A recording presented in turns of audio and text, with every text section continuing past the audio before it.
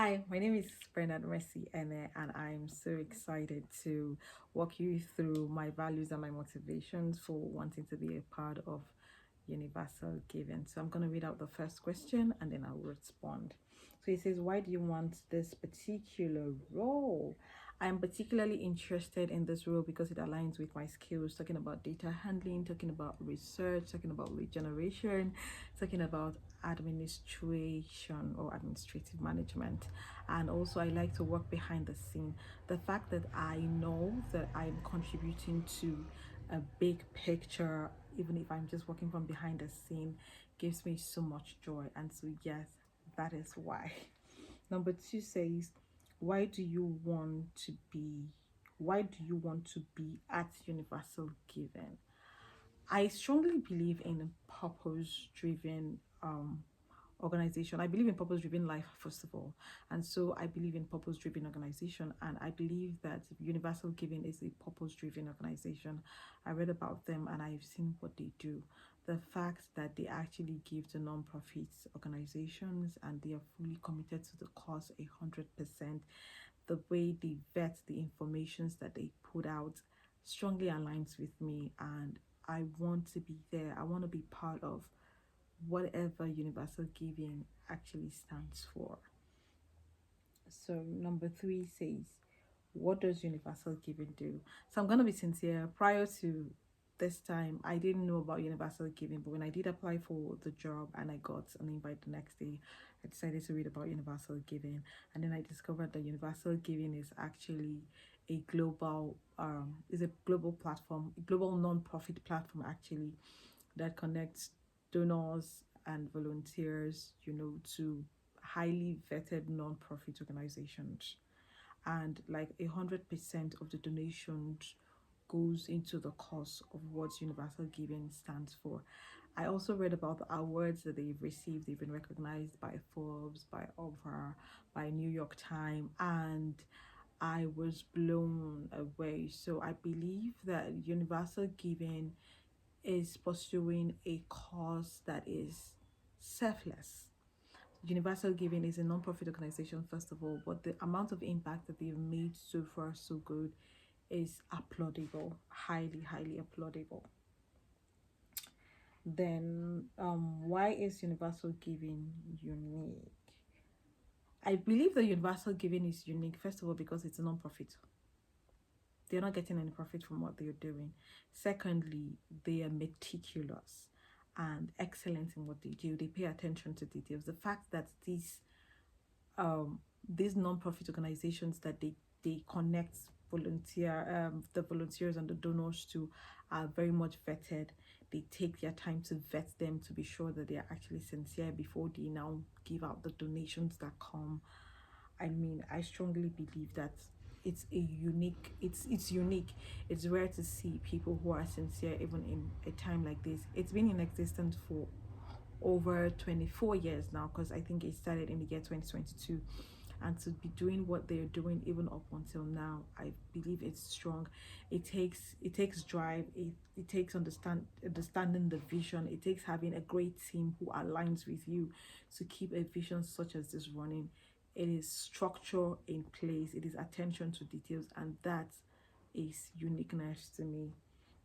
Then why are you unique for this role? I believe that I am unique for this role because I have strong adaptability, and my ethics, my work ethics. I pay attention to details. I am committed to work. I like to call myself a loyalist.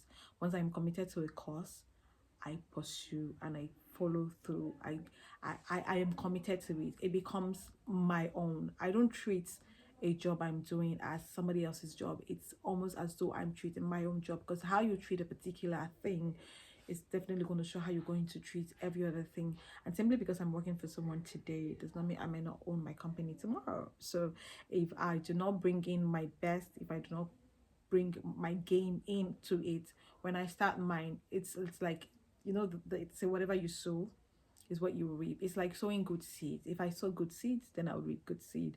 And so that's the kind of person I am. I sow the exact thing that I want to reap.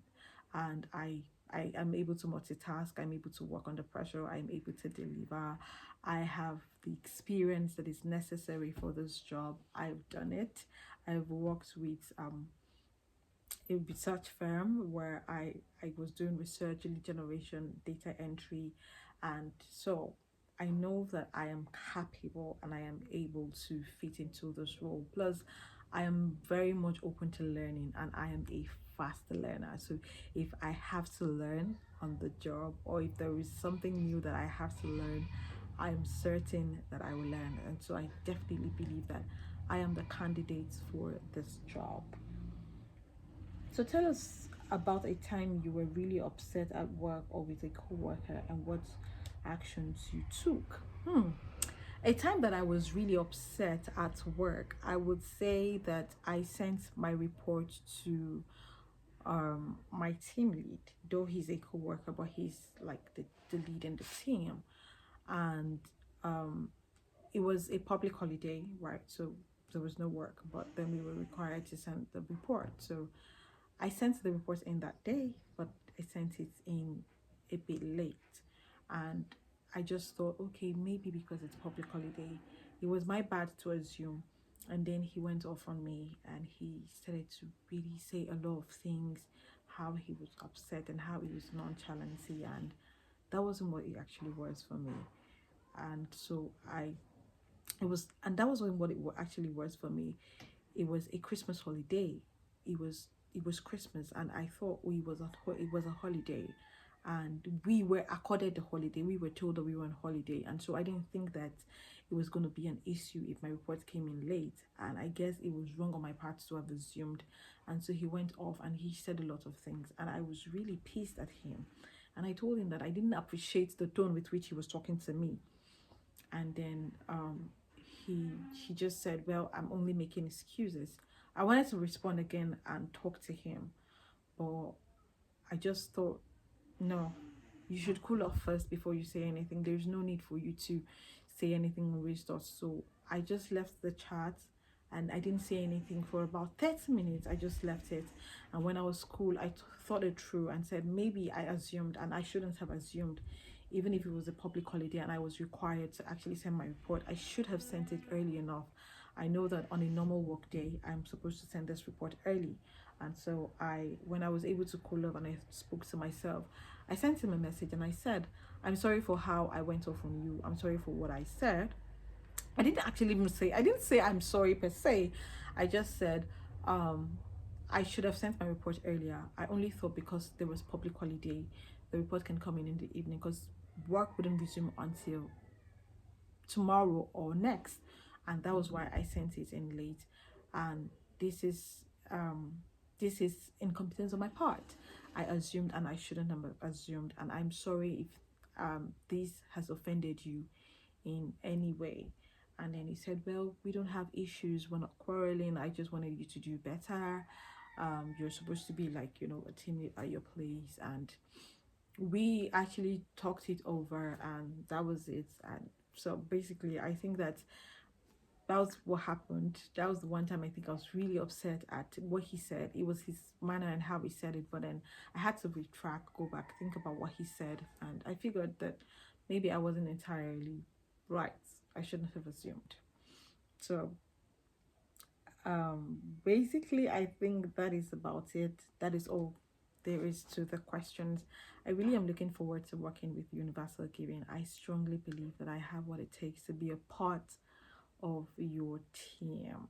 I love excellence. I pay attention to details. I learn very fast. I multitask.